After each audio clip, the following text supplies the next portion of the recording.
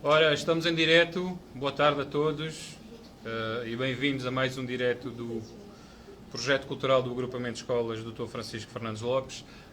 Hoje vamos ter como convidado um dos maiores acordeonistas portugueses, duplo campeão do mundo na modalidade, e vamos ouvir um pouco sobre a sua, sobre a sua história de vida e tudo aquilo que já fez até aos dias de hoje. Mais uma vez vamos ter desta vez vamos ter duas turmas a assistir, a turma do 8º B da Escola João Lúcio da Fuseta e a turma de CEF, Agroescola de Jardinagem, também da Escola João Lúcio da Fuseta. Vamos mandar o convite ao nosso músico.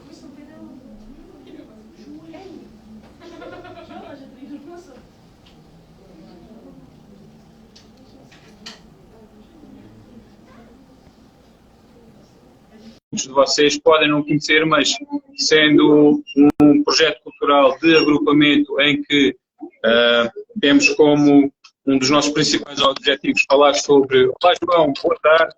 Olá, tudo bem? Está tudo bem?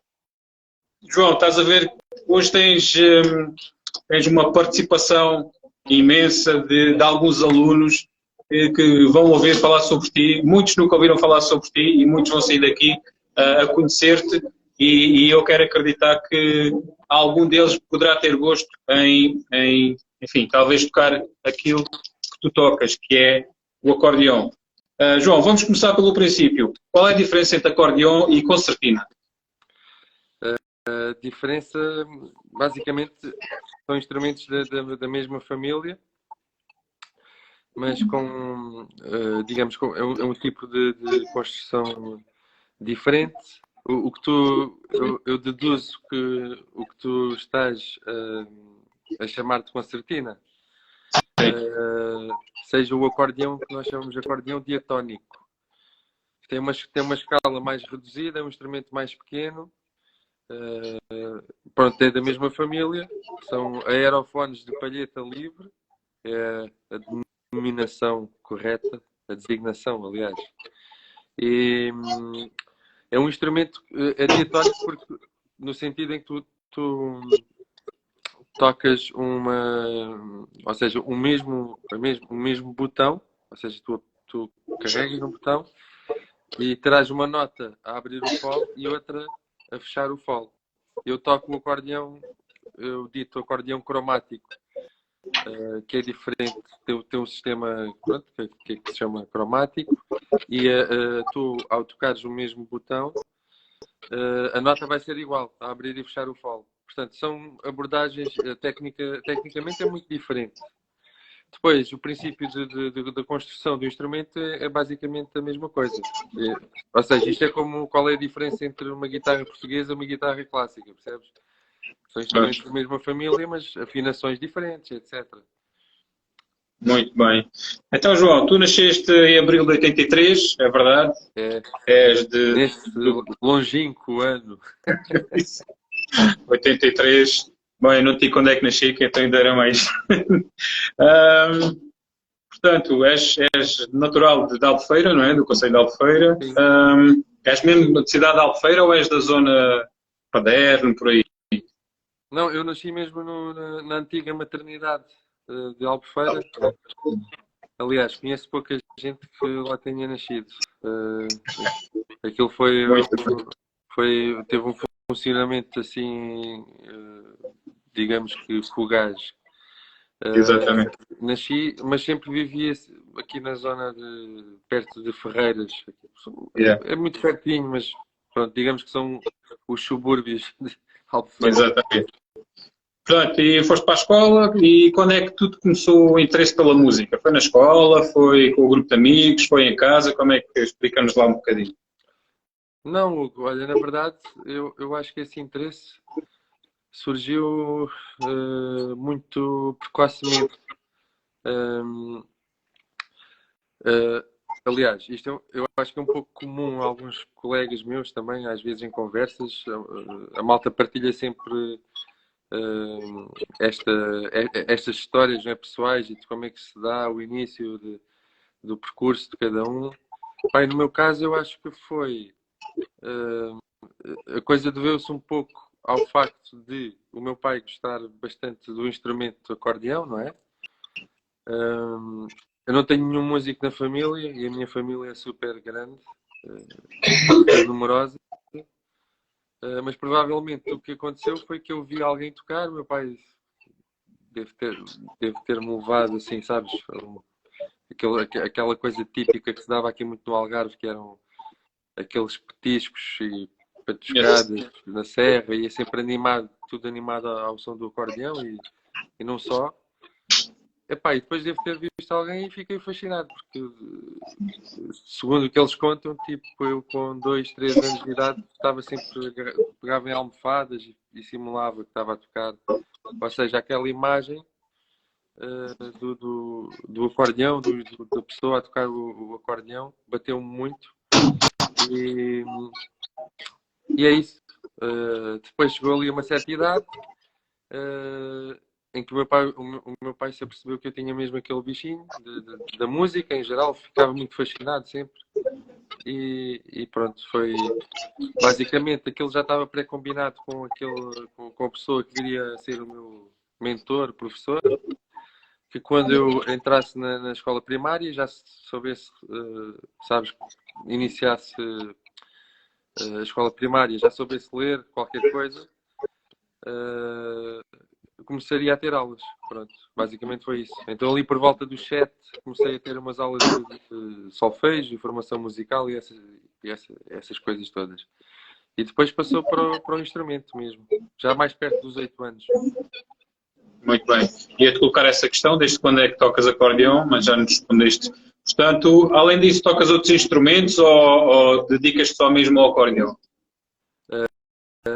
Isso é curioso, porque na verdade eu não diria que toco, ou seja, tento, tento tocar em casa. Sou um bocado sou um bocado fascinado por todos os instrumentos, mais por uns, mas pronto, basicamente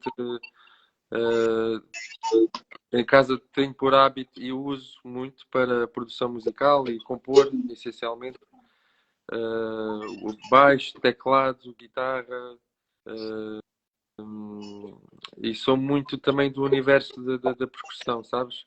Que foi era outro fascínio que eu tinha, era os chamados batuques. Yeah. Estava sempre a batucar em qualquer coisa e ficou sempre lá, desde muito novo, essa vontade de sabes, de um dia, sei lá, ter umas aulas de bateria e aquela coisa toda. E, na verdade, o meu pai chegou a ponderar por ser mais fácil, logisticamente, eu ter aulas de bateria. Porque havia aqui um amigo dele que era baterista e morava aqui perto da casa dos meus pais. Mas pronto, entretanto fui para o acordeão em Messines, São Bartolomeu de Messines, e a bateria veio mais tarde. Curiosamente, foi o primeiro instrumento que eu depois viria a adquirir. Pá, teria para aí, sei lá, 17, 16, 16, 16, 17. Aí comprei uma bateria. O meu pai não achou piada nenhuma, ficou super chateado. Pai, comecei para ali a dar uns toques, mas foi uma coisa muito rudimentar sempre. Uma forma muito intuitiva e pronto. Sou autodidata nesses instrumentos. E pronto, a bateria, por acaso, serviu-me imenso e continua, sabes, para investigar esse universo rítmico, mas sirvo-me mais do baixo e das cordas. Assim, o baixo e a guitarra sirvo-me bastante em casa. Mas também já cheguei a fazer concertos como baterista e baixista. Ninguém sabe, isto fica aqui. Ninguém está a ver, portanto, tranquilo. Com cachê, com cachê. Diz-me uma coisa, tu praticas todos os dias o acordeão ou já chegaste a um ponto da tua vida em que já não precisas de praticar tanto? Não, eu acho que praticar, eu acho que é inevitável ou seja, vou ser muito sincero, eu não tenho assim, não sou muito metódico e não costumo praticar, na verdade. Praticar, isto é, estudar. Não sou muito estudioso. Eu estudo o repertório que eu tenho de tocar, mas sim, já não tenho aquela. Não sinto aquela obrigação, embora muitas vezes sinta que em determinados períodos que é necessário fechar-me um bocadinho e estudar a técnica e todo o processo mecânico do instrumento, não é? Para ir mantendo, para ter as ferramentas que eu acho que necessito para conseguir tocar a música que eu quero. Porque se a pessoa se deixa abandalhar, isto é como o futebolista que não vai aos treinos, não é? Pá, pode ser o maior, mas se nunca treina, chega uma hora que o nível começa a baixar um bocadinho, não é? Então não há milagres. Mas pronto, eu acho que eu talvez não estude tanto porque toco com muita frequência e isso faz, pronto, manter um bocado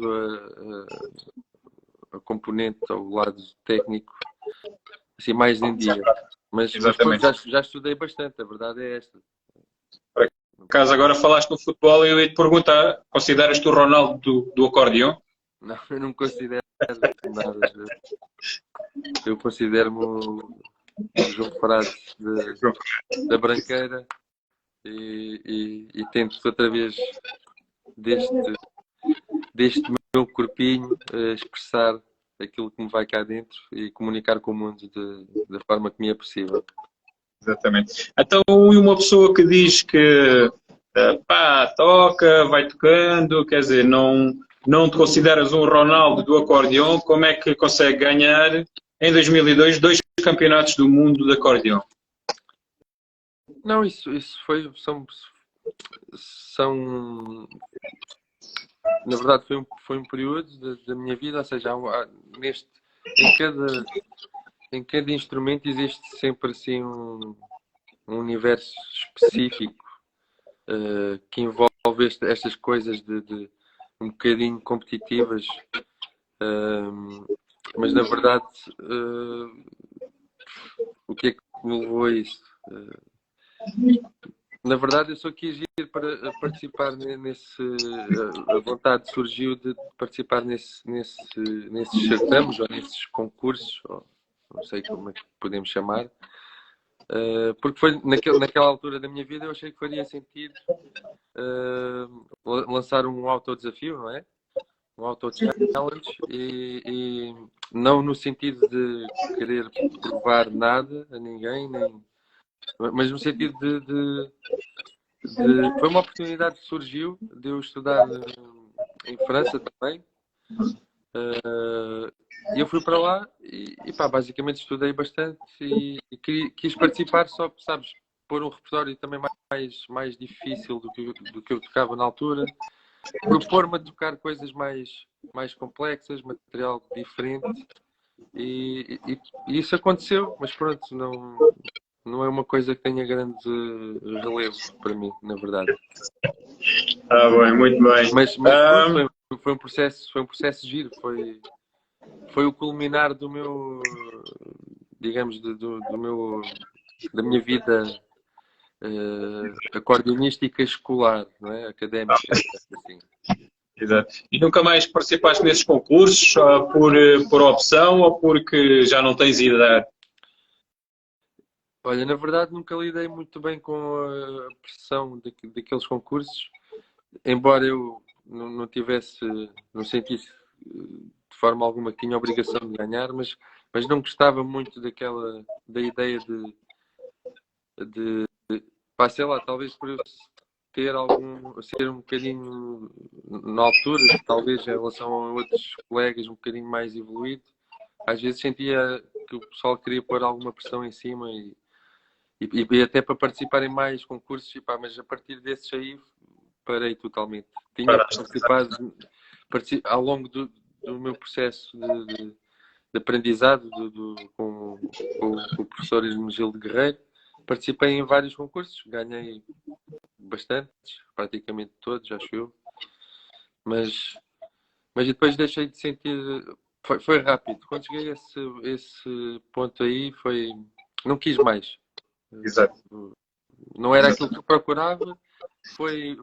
Também não fui com grandes expectativas, acabou por acontecer, mas antes de ir já tinha dito para mim mesmo que não iria voltar, acontecesse o que acontecesse, percebes? Então foi um pouco por aí.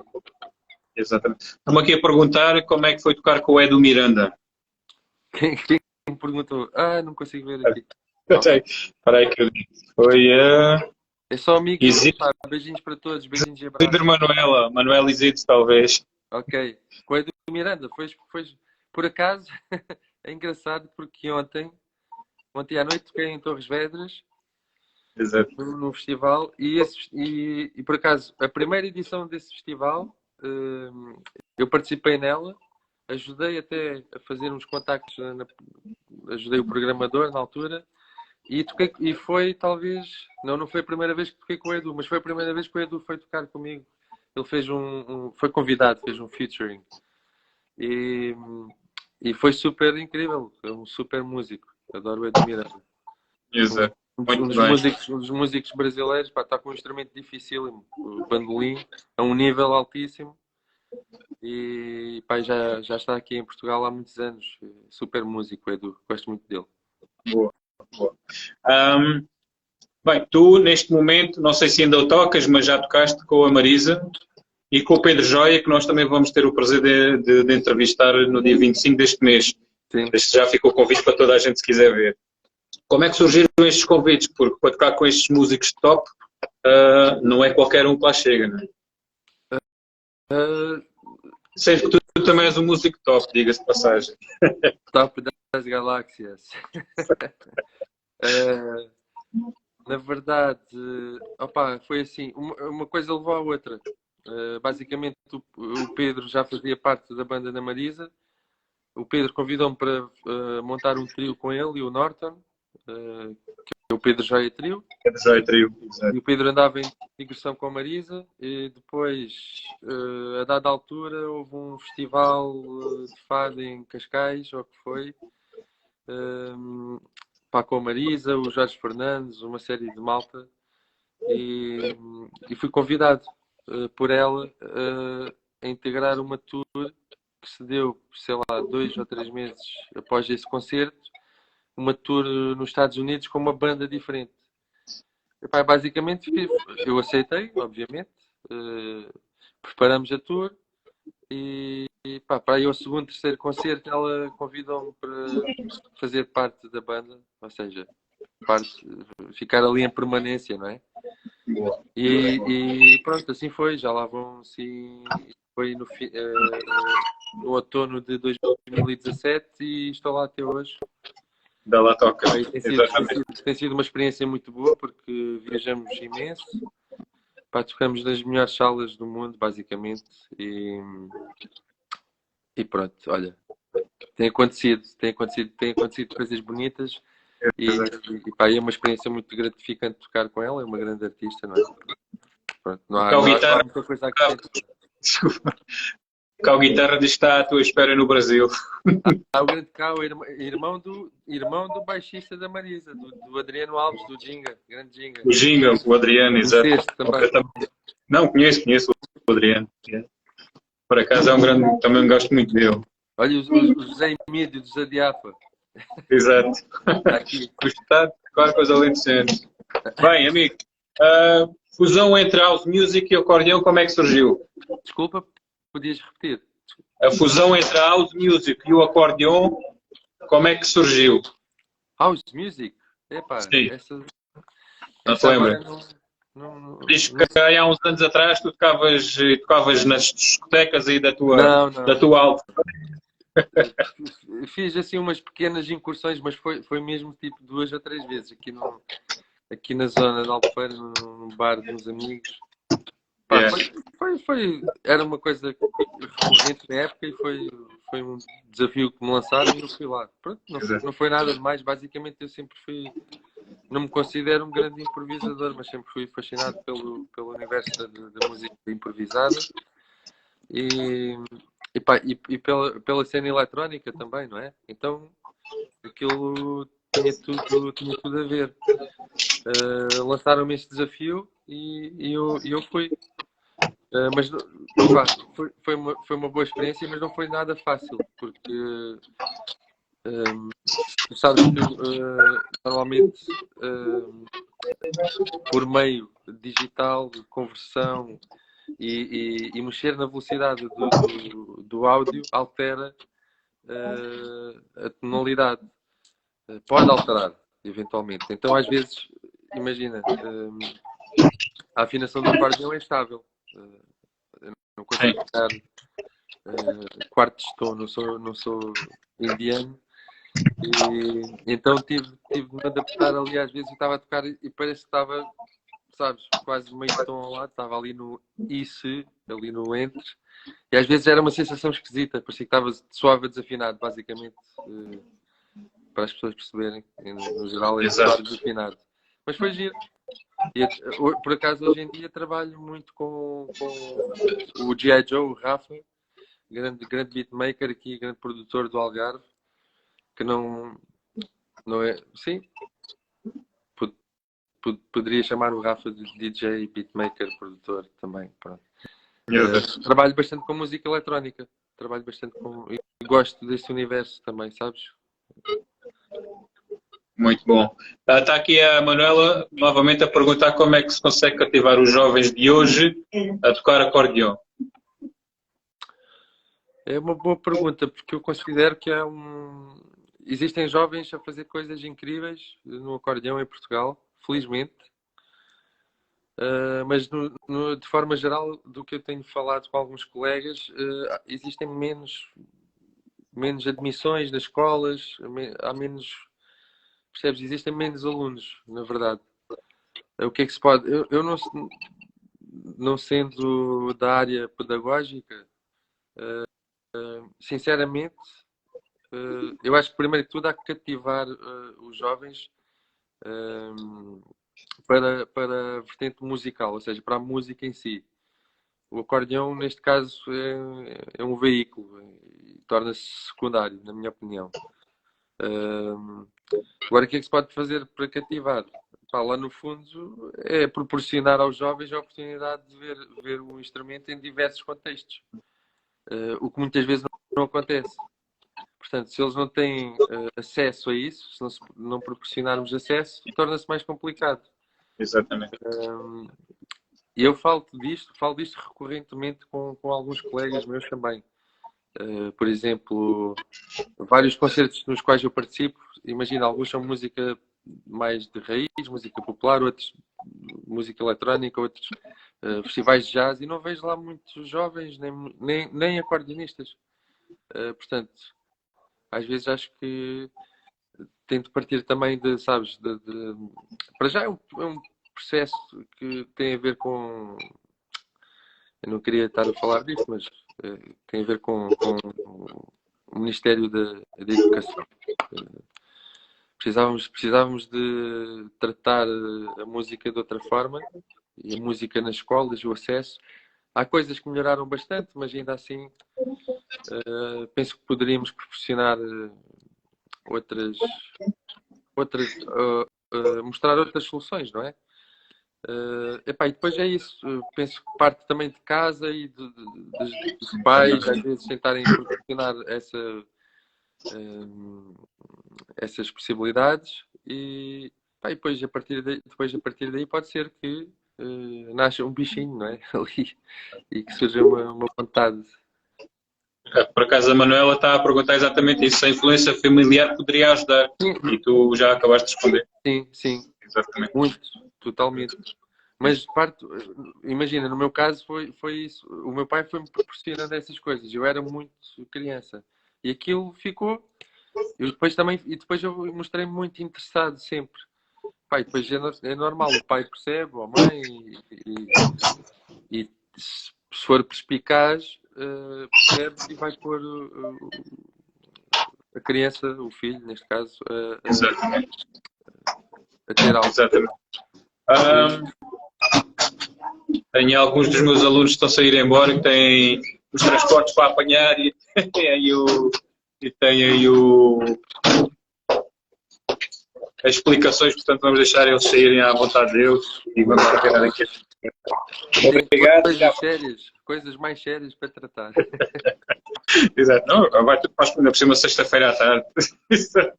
Bem, amigo, dizes que numa entrevista que tu deste, não me recordo bem em quando, dizes, faço os corridinhos que são autênticas obras de arte. E gravaste um corridinho dos Ferreiros Rosas do Algarve. Fala-me um bocadinho. Eu acho muito pouco provável eu ter dito isso. Pelo menos o escrito, de algum lado. Isso é muito pouco provável, mas sinceramente agora deixaste-me desarmado. Não me imagino dizer isso. Talvez tipo a partir da meia-noite, mas dificilmente eu tenha dado uma entrevista a partir da meia-noite. Sabes, às vezes poderia ter subido o ego um bocadinho depois de 2 copos a 3 de vinho, mas acho que não. Acho que não é o caso. Não, na verdade, sim, já gravei bastantes corridinhos. Eu venho dessa escola também um pouco, não é? Da música aqui de raiz do Sul. E logicamente passei pelos ranchos folclóricos. Tinha uma passagem também assim de fugida. Como músico ou como bailarino, dançador? Não. Sempre como músico. Sempre como músico. Foi dali dos 12 aos 14 ou 15, não sei. Mas não era assíduo. Faltava bastante. Mas gostei muito. Foi uma experiência incrível. Descobri. Na verdade, isso conectou-me aqui muito com um repertório que eu acho que é muito bonito e que não foi ainda muito bem explorado. E sim, sim, os corridinhos, o que aconteceu, voltando à tua questão, eu acho que nunca disse a ninguém, e nem iria dizer, eu não acho que é nenhuma obra de arte, ou que sejam, aliás. Simplesmente aquilo é fruto de toda esta cataplana musical que é a minha cabeça, que quer ir um pouco a todos os lados, percebes? E depois saem uns corridinhos, digamos, revisitados. E, na verdade, são muito mais autorais. Eu toco muito mais música de minha autoria, corridinhos, ou seja, feitos de raiz, do que o próprio cancioneiro, não é? do corridinho. Às vezes vou descobrindo, não é? Havia aí um projeto muito interessante que foi desenvolvido pelo Nelson Conceição e a Junta de Santa Bárbara de Nés e o Hermesgildo Guerreiro, que era recuperar a obra de N compositores, sei lá, o António Madeirinha, o João Barra Bexiga, os grandes compositores para acordeão aqui do Algarve, e no final desse processo todo, eles faziam as transcrições e fazia-se uma apresentação ao vivo e havia uma gravação de disco. Eram selecionadas algumas músicas e eu aproveitei sempre, aquilo era uma coisa anual, aproveitei sempre para dar aquela roupagem diferente a corridinhos que eu já gostava bastante. E alguns, cheguei a pegar em alguns que eu desconhecia na totalidade, sabes? Nunca tinha ouvido. Porque existem milhares de obras incríveis. Só que são coisas que nunca foram gravadas. Existe a malta que aprendeu de ouvido, outros têm uma cassetezinha, sabes, há 30 anos, 40 anos. E o material anda muito disperso e muito rudimentar também. Mas aproveitei bastante daí. Isso deu-me um input muito grande a querer... de certa forma, construir a minha própria visão daquilo que é o corridinho no século XXI. E eu faço bastante isso, tanto que nos meus discos há sempre um corridinho lá. Bom. Há malta que ouve aquilo e se calhar acha que nem é um corridinho, mas eu considero que a matriz, o essencial, está lá. Exatamente. Sim, aquela matriz do corridinho. porque eu vivo muito isso e acho que é uma música especial, muito viva e enérgica.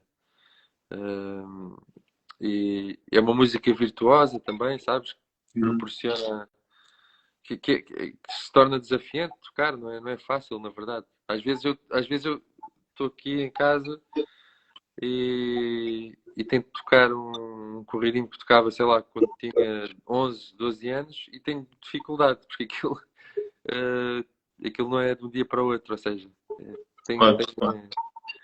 A tem os seus prática. truques. Exatamente. Muito bem. Mas tocaste Rosas do Algarve ou não? Dos Ferreiros. Sim, Do João Ferreiro. não, Pai não, João Ferreiro.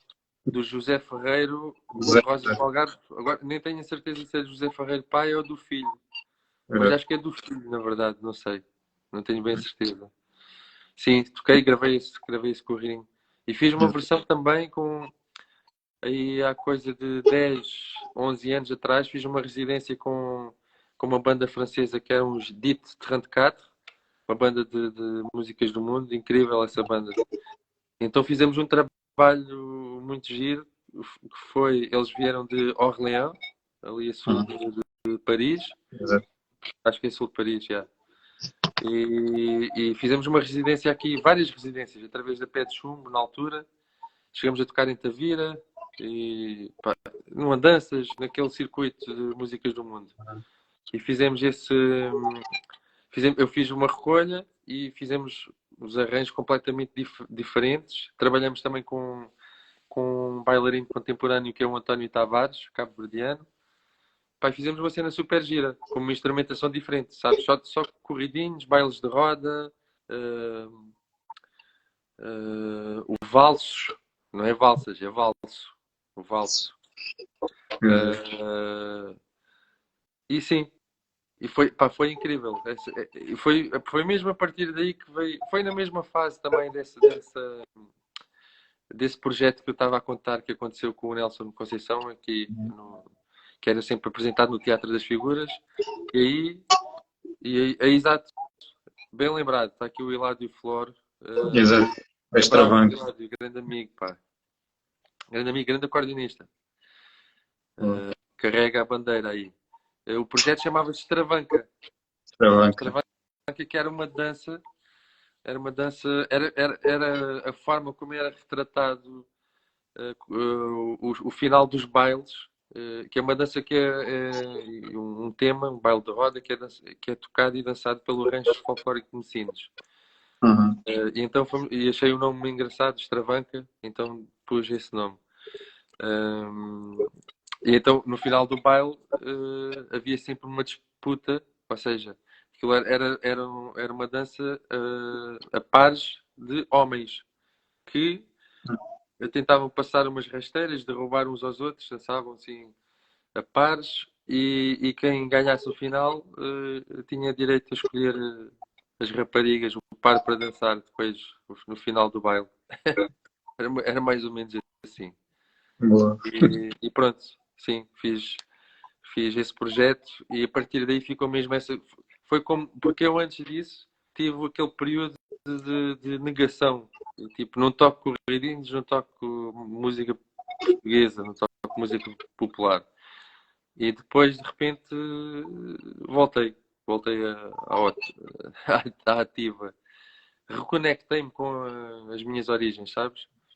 Exato. Às vezes é preciso isso. Ou é preciso ir para fora, ou é preciso mostrar a alguém que nem toca o teu instrumento e ouve aquilo e dá-te um grande input e diz: epá, que música é essa? Isso é incrível. Também me aconteceu, sei lá, em 2013, para aí, fui fazer uma série de concertos a Madrid com o Jorge Pardos, grande pá, música incrível, flautista, que tocava com o Paco de Lucia. Tocou anos e anos com o Paco de Lucia. E eu lembro que os primeiros 4 concertos foi num clube em Madrid e sem guitarra de flamenco. Aquilo era um concerto de flamenco. Baile Teso, exatamente. Baile Teso. Baile Teso. Exato. Trabanca. E lembro-me que nesses concertos ele deu-me sempre, em cada dia dava um solo aos músicos, percebes? O contrabaixista fazia um solo, E eu, nesses dias, toquei. No primeiro dia, toquei uma obra qualquer do Richard Galliano, ou Piazzolla, qualquer coisa assim. Depois, no outro, foi uma do Chico Corea. Pá, não interessa. Coisa, abordagem mais jazz, mais não sei o quê. No último dia, toquei um corridinho. Foi o dia em que o público mais reagiu àquilo. E o Jorge Pardo, no final, vem ter comigo e diz assim: epá, isto é o quê? Isto é da tua terra, não é? Ou seja, ele sentiu a relação que eu tinha com aquilo, emocional e artística, e sentiu que aquilo me era totalmente natural, era a minha verdade, percebes? Uhum. E vindo da parte dele, que até hoje, pá, é um músico que eu tenho em alta consideração, é um músico de topo mundial, e pá, foi mesmo, tudo parece que foi uma sequência de acontecimentos que me levaram a tentar, sabes, a olhar para dentro e dizer assim: tu tens de, pá, queres fazer mil coisas, mas leva sempre um bocadinho aqui do teu quintal, porque é a tua verdade, pronto. E assim tem sido até hoje. Muito bem. Por falar em projetos, fala-nos um bocadinho de um projeto que fizeste agora em agosto, o Enigmáticos Orquestra. Ok, esse projeto foi uma encomenda aqui deste projeto que se chama Geoparques, já deves ter, ou Geoparque Algarve. Foi uma encomenda, basicamente. Há pessoal que fez recolhas, há pessoal que existiram N projetos diferentes. No meu caso, eu optei por criar uma coisa totalmente de raiz, pá, que deu um trabalhão do caraças, e que pronto, só fizemos uma apresentação e aquela pronto, foi assim, foi a primeira, logicamente, e não foi nada fácil, porque não tivemos grande rodagem, percebes? Mas foi uma descoberta incrível, porque consegui juntar pessoas que nunca tinham trabalhado em conjunto.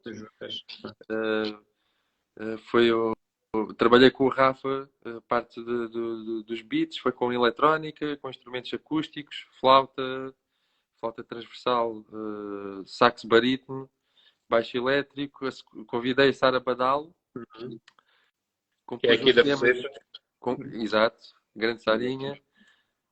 Compus uns temas também mais, digamos, no registro mais pop experimental, e a Sara fez umas letras super interessantes e ligadas ao tema que é o tema basicamente é esta questão do mar, do Jurássico,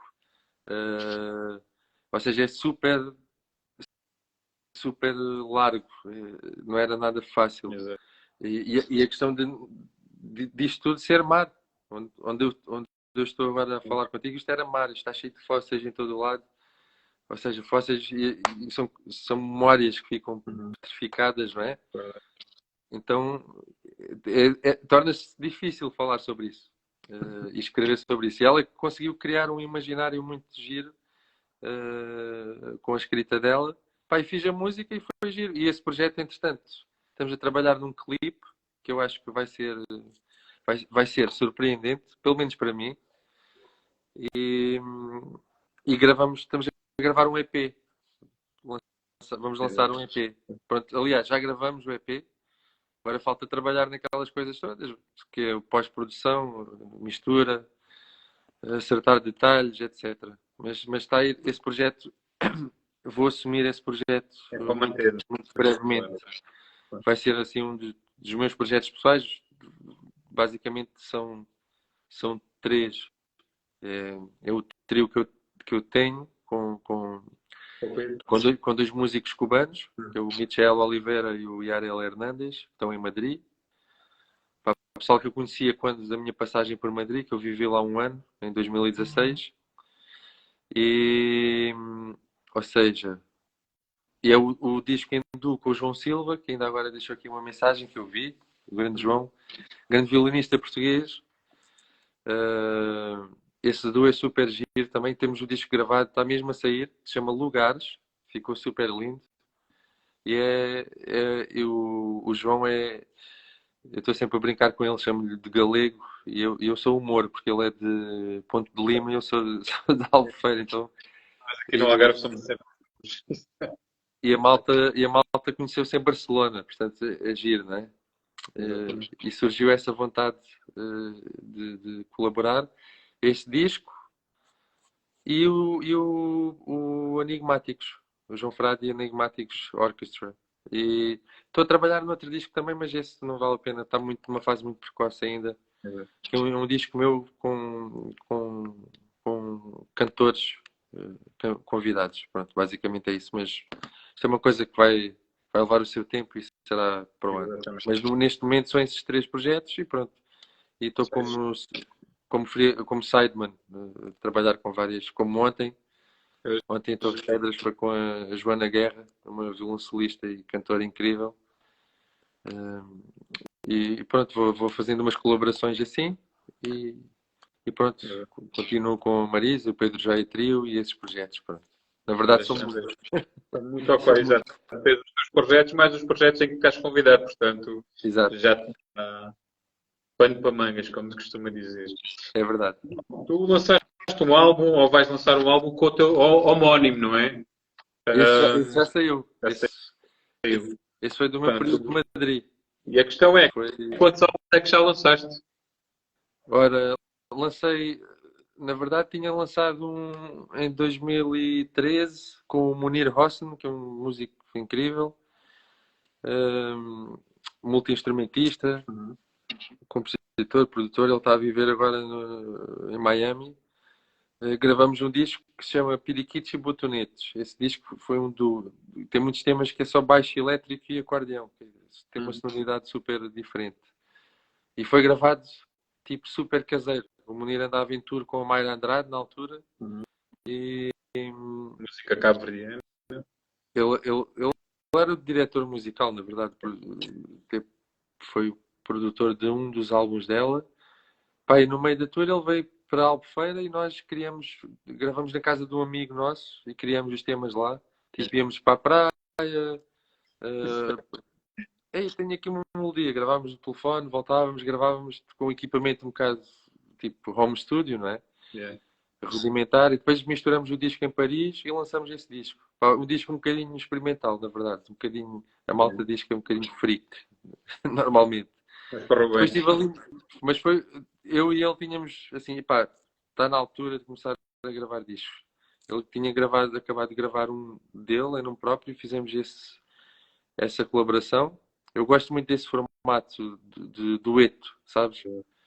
É o que eu mais gosto. E depois disso, tive aqui um tempo, pronto, foi um período em que toquei com algumas pessoas, tive a descobrir, toquei com Mário Lajinha e Maria João. Depois estive a tocar aí com os alentejanos, como estava aí o nosso Zé Emílio a dizer. Muita investigação. Pá, e gravar com montes de malta de toda a parte. Muita malta africana também. E ver se já me perdi. E daí fui para Madrid e gravei lá este disco homónimo. Com o Monírio e o Michel Oliveira, que é o baterista do trio que eu tenho agora. Gravei esse, logo em seguida acedi a um convite do Musibéria, não sei se conheces, se já ouviste falar.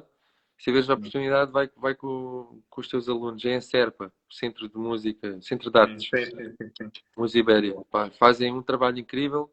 Pá, o disco que eu vou lançar agora com o João Silva foi gravado lá também.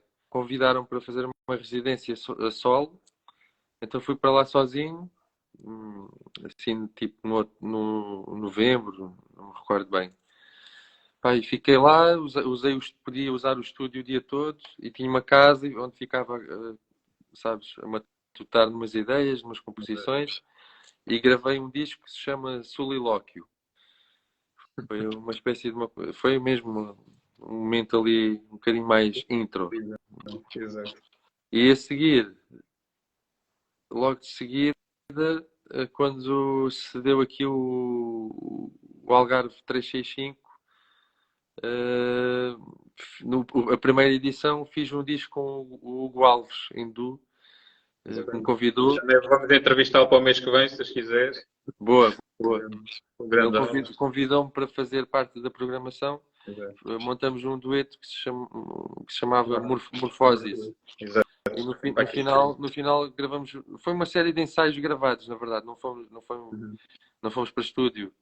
Foram ensaios gravados. Escolhemos os melhores takes, ou aqueles que nós consideramos os melhores, não é? Uhum. E pronto, basicamente são esses os discos que eu tenho. São 1, 2, já são 4. Pronto. E agora pronto, o João o lugar está quase a sair. Entretanto, gravei o Moda Vestra, que foi outra encomenda para a Rede Azul. Foi um projeto que eu criei com o Rafa, o nosso G.I. Joe, que também está tudo pronto, é só lançar. E é isso. Montes de coisas já a acontecer sempre. E agora vem este com o João Silva, o Enigmáticos e mais um álbum solo para o ano. Pá, eu gosto, estou numa fase que considero criativo. Exato. Estou a conseguir rentabilizar um bocado a pandemia ensinou-nos muitas coisas e pronto, consegui retirar também coisas boas da pandemia. Trouxe-nos muita coisa boa, na verdade. Tudo depende da perspectiva. Olha, uma coisa boa, que é aquilo que nós estamos a fazer neste momento, é conseguir trazer para os alunos do agrupamento e para outras pessoas que se calhar não tinham possibilidade de conhecer, não é? E todos aqueles convidados que nós temos, em vez de convidar as pessoas a virem à escola, não, nós fazemos com que as pessoas tenham esta oportunidade, no conforto do seu lar, como tu estás agora, poder-te mostrar e falar um pouco de ti, não é? Utilizando as redes sociais. Portanto, este é um projeto que nós iniciamos no princípio deste ano e que estamos a gostar bastante. Está a ter uma grande aderência. Sim, eu já acompanhei algumas. Já acompanhei o Desidério Lázaro em entrevistas dele. Grande amigo. Olha, o grande Augusto Basquera, pá. Grande músico. Está num disco também, não falei desse disco. Estava a falar da pandemia, não falei desse disco. Durante a pandemia e nesta brincadeira de como deve ser visto e muita gente viu, havia montes de gente a gravar vídeos em casa e depois enviava para um amigo. Ou seja, depois juntavam tudo e faziam um monte de colaborações tipo banda desenhada, não é? Aquilo às tantas eram tantos quadradinhos. Eu participei em alguns que aquilo nem dava para ver no telefone. Eram muitos músicos a tocar num tema. E nesse processo eu fiz 2 ou 3 vezes, colaborei com um grande amigo meu, grande músico belga, que é o Tour Mons. E quando dei por isso em conversa com ele, nós assim, epá, já temos aqui umas 4 colaborações. Eu não tinha feito tantas com outras pessoas. E eu tinha gravado o disco dele também, tinha sobrado temas do meu disco. Eu disse, pá, podíamos fazer um disco de confinamento. Já tínhamos chamado um dos quais está aqui, o Augusto, grande guitarrista incrível, do Rio Grande do Sul, no Brasil, mas que está cá em Portugal também, sempre. E aí decidimos convidar pessoas que nos dizem muito musicalmente, sabes? E é um disco feito totalmente em confinamento, à distância. Nunca ninguém se encontrou para nada. Pai, tem músicos de, sei lá, tem dos 4 cantos do mundo. Cuba, Brasil, Estados Unidos, Inglaterra, Médio Oriente, não sei se tem alguém, nem me recordo, eu acho que somos muitos mesmo. Tem o João Barradas, convidei, também achei alta cena, alta ideia, sabes, sendo o disco de um acordeonista, porque não convidar outro acordeonista para participar. Fez lá um solo, não é? Uma improvisação maravilhosa, incrível. E tem bastantes músicos incríveis e foi super fixe. Esse disco também está quase pronto. É um EP, digamos. É um EP. E vai ser lançado brevemente vou lançar nas plataformas digitais. Talvez em janeiro. Em princípio será para janeiro. Boa. Portanto, tu, além de músico, também és compositor, não é? Então a minha questão é, quando compões, estás a ver aquilo que passas para o acordeão ou são só emoções e estados de alma? Eh, eu componho sempre da mesma forma, sim. São estados, E emoções. estados de Tá bem. espírito, são impulsos que eu tenho. É muito assim. E componho por imagens também, sabes? De visualizar qualquer coisa e isso já me deixa num certo território imaginário ou não, não sei. Mas sim, é um pouco por aí. Não componha necessariamente no acordeão. Olha, parte desse disco aí que eu estava a falar agora, compus montes de temas em casa, sabes? Depois de jantar, beber dois ou três copos de vinho, pegava no teclado e não sei tocar nada. Toco de uma forma muito tipo patas de galinha, como a malta costuma dizer. Mas tentava encontrar sabes, tentava encontrar, não, ela já surgiu na cabeça, eu tentava era usar aquele veículo para. Depois começava a desenvolver aquele material, sabes, dando contexto rítmico, harmónico, etc. Mas é isso. Normalmente o processo ou seja, o spark, a faísca, não é? Uhum. Como é que se diz? Sim, O início do processo é sempre muito semelhante. Exato. Ok, às vezes também acontece de ter de compor porque sim, porque tenho de musicar sabes, uma letra, ou tenho de fazer um tema, um jingle, ou seja, isso já é um bocado por imposição, Posição, exato. mas também faz parte, também componho assim. Isto são coisas diferentes, é tipo por encomenda, não é? Claro. Mas na maior parte das vezes é uma coisa muito natural, mas que eu também desbloqueei. Eu não me considero um compositor, na verdade. Considero que tenho mais fluência agora do que há 10 anos, sem dúvida. Uhum. Porque é uma coisa muito, sabes, é como tu gostas de escrever uns poemas em casa, e isso é muito fixe, mas se calhar assumires isso em público, vais a um jantar com uns amigos, assim, olha pessoal, ouçam lá este poema que eu escrevi, sabes? Esta coisa da música, eu era um bocado assim, da Exato. composição. Eu sempre tive um bocado de dificuldade em assumir. E, de certa forma nem sequer é por algum tipo de complexo. É porque há tanta música boa. Eu gosto tanto da música dos outros também. E de Yeah. tocar. Tocar usar a música dos outros para a música. Eu também costumo dizer que a música não é de ninguém. Nós recebemos aqui alguma coisa e somos um veículo e passamos essa coisa para os outros. Portanto, isto não é nada nosso. Uh, mas é isso. Sentia alguma dificuldade porque eu valorizo muito. Acho que há tanta música boa. Imagina, existe a quantidade de música que existe no mundo que foi gravada e tocada uma só vez.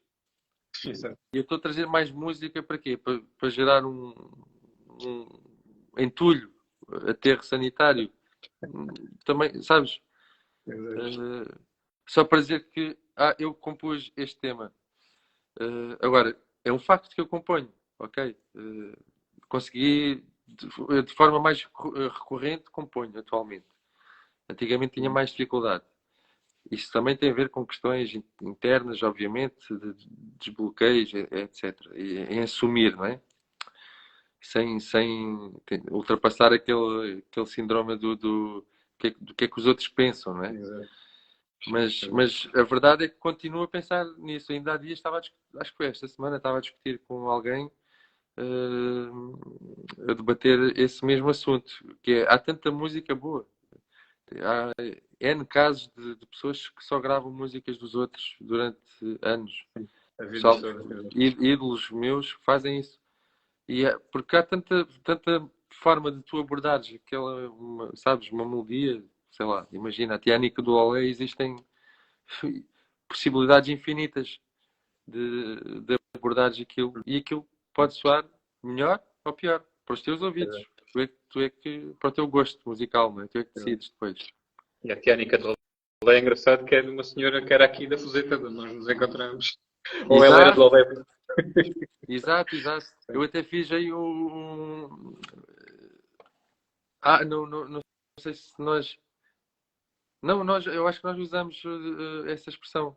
Ou seja, essa expressão não, o nome da senhora, que foi uma música para o Cabaz Fresco-Mar, que eu fiz com as moçoilas. Foi uma espécie de um spot publicitário, vá.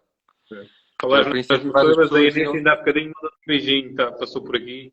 Quem? A Inês Rosa, Inês Pois Rosa, foi, é a nossa, eu bem parecia ali. Inês Aquela... Rosa, que é a nossa colega aqui no agrupamento, Exato. passou e mandou-te um beijinho.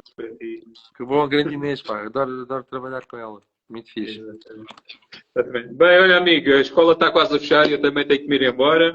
É isso. Vamos só te fazer duas perguntas. Primeiro, projetos para o futuro, já falaste. O que é que tu fazes nos teus tempos livres, não é? Porque com música, não acredito que o músico leve 24 horas a pensar em música ou falar de música. E depois eu gostava, primeiro, agradecer-te, obviamente, por este bocadinho que tu tiveste, porque és um homem super ocupado. Nós já tentámos falar várias vezes, inclusivamente quando eu trabalhava em Tavira, queria tentar às vezes que tu fosse lá ao lar onde eu estava e foi sempre muito Pois é, pá, complicado. mas isto nestes últimos anos tem sido muito sobe e desce. Lisboa, Algarve, Lisboa, Algarve. Às vezes é complicado. Exatamente. Desculpa lá. Inclusive, a entrevista era para ter sido ontem, teve que ser hoje, porque tu ontem foste tocar. Depois era para ter Exato. sido no final do mês. Tiveste, vais estar não sei aonde, enfim, noutro país qualquer. Portanto, tu és uma tour agora, vou estar tipo 15 dias na Alemanha e Luxemburgo. és super ocupado. Portanto, eu agradeço-te, em primeiro lugar, por teres aceito o convite. Ora, E queria que tu pudesses dar umas palavras de incentivo aos alunos, porque eu gosto sempre de dizer a eles que isto nada se consegue com um estalar de dedos, não é? Isto é um processo de muito trabalho, ninguém chega a campeão do mundo a acordar ao meio-dia, percebes? Portanto, eu gostava que tu Zé desses Lula, essa palavrinha de... Aqui o Zé Lula. um amigo aqui de Albufeira, pá. Portanto, que Já pudesses dar disse então essa palavra de incentivo e dizeres também o que é que fazes nos teus tempos livres. pá, nos meus tempos livres, basicamente, Ouves música. gosto de andar de bike. Pá, às vezes gosto de ver documentários, séries, nem por isso. Documentários, filmes. Yeah. Pá, e depois tenho um fascínio por gastronomia nacional. Exato. Digamos que ok, internacional também, mas mais nacional, comer franguinho no Zé Lula. Dos melhores franguinhos de Albufeira, se não o melhor, recomenda-se. Restaurante Pôr do Sol.